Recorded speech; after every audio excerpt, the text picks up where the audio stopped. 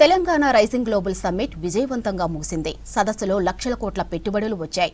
మరోవైపు విద్యార్థుల ఆవిష్కరణలు ఆకట్టుకున్నాయి.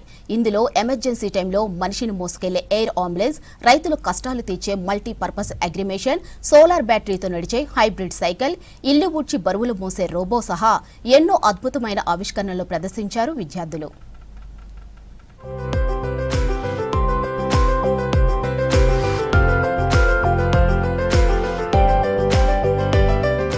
రాష్ట్రంలో 2 రోజుల Telangana rising global summit success అయింది. అయితే గ్లోబల్ సమ్మిట్ పెట్టుబడులకే కాదు, అద్భుత ఆవిష్కరణల ప్రదర్శనలకు వేదికైంది. టెక్ సంస్థలు, ప్రభుత్వ స్కూళ్ల విద్యార్థులు తమ ఇన్నోవేషన్స్ తో స్పెషల్ అట్రాక్షన్ గా నిలిచారు. ట్రాఫిక్ కష్టాలకు చెక్ పెడుతూ గాల్లో ఎగిరే అంబులెన్స్ మొదలుకొని వ్యవసాయ పనులను ఈజీ చేసే మెషిన్ల వరకు అనేక ప్రదర్శనలు ఆకట్టుకున్నాయి. టెక్నాలజీని సామాన్యుడికి చేరువ చేసేలా విద్యార్థులు, ప్రైవేట్ సంస్థలు చేసిన ఆవిష్కరణల కార్పొరేట్ కంపెనీల ప్రతినిధులు మెస్మరైజ్ అయ్యారు.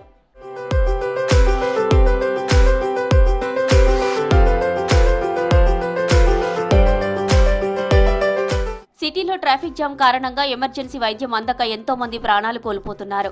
ఈ సమస్యకు చెక్ పెట్టేలా టిహాన్ సంస్థ అద్భుతమైన air ambulance, human carrying drone ను రూపొందించింది. ఇది మనిషిని మోసుకెళ్లే డ్రోన్. గ్రామీణ ప్రాంతాల నుంచి పేషెంట్లను చిటికెల సిటీ హాస్పిటల్ కు తరలించడమే దీని లక్ష్యమని సంస్థ ప్రతినిధులు తెలిపారు. కేవలం ఇంటి బాల్కనీ అంత స్థలంలోనే ల్యాండ్ అయ్యే ఈ డ్రోన్ ఆటోనమస్ నావిగేషన్ టెక్నాలజీతో పనిచేస్తుంది. దీని ఖరీదు 50 లక్షల నుంచి కోటి వరకు ఉండొచ్చని అంటున్నారు. డీజీసీఏ నుంచి అనుమతులు వస్తే మరో 2 ఏళ్లలో అందుబాటులోకి వస్తుందని చెప్పారు సంస్థ ప్రతినిధులు.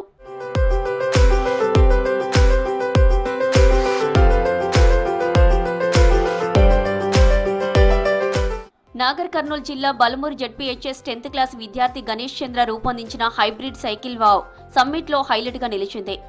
ఎండ ఉంటే సోలార్తో అన్లిమిటెడ్ జర్నీ, ఎండ లేకపోతే బ్యాటరీతో 30 కిలోమీటర్లు ప్రయాణిస్తుంది. అది లేదంటే పెడలింగ్, ఇలా 3 విధాలుగా దీనిని వాడుకోవచ్చు. ఇందులో కార్ల తరహాలో central locking system, cruise mode వంటి సేఫ్టీ ఫీచర్లు కూడా ఉండడం మరో విశేషం.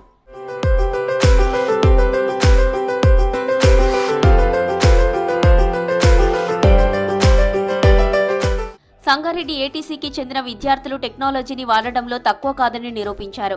ట్రైనర్ల సహకారంతో 10వ తరగతి విద్యార్థులు ఏకంగా మల్టీపర్పస్ మొబైల్ రోబోను రెడీ చేశారు.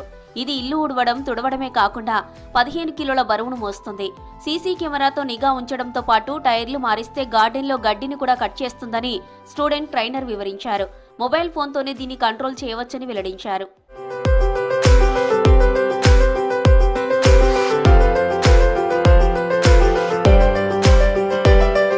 వ్యవసాయంలో కూలీల కొరత, పెట్టుబడి భారాన్ని తగ్గించేలా ఆదిలాబాద్ మహాత్మా జ్యోతిబా పులే బాలికల కాలేజీ విద్యార్థినిలు మల్టీపర్పస్ అగ్రికల్చర్ మిషన్ను తయారు చేశారు. సాధారణంగా దున్నడం, నాటడం, మందు కొట్టడం వంటి పనులకు మనుషులు కావాలి. కానీ ఒక్క యంత్రంతోనే పొలం దున్నడం, విత్తనాలు వేయడం, మట్టి కప్పడం, నీరు పోయడం, మందు పిచికారీ చేయడం, ఇలా 5 పనులు ఏకకాలంలో చేసుకోవచ్చని స్టూడెంట్స్ చెబుతున్నారు.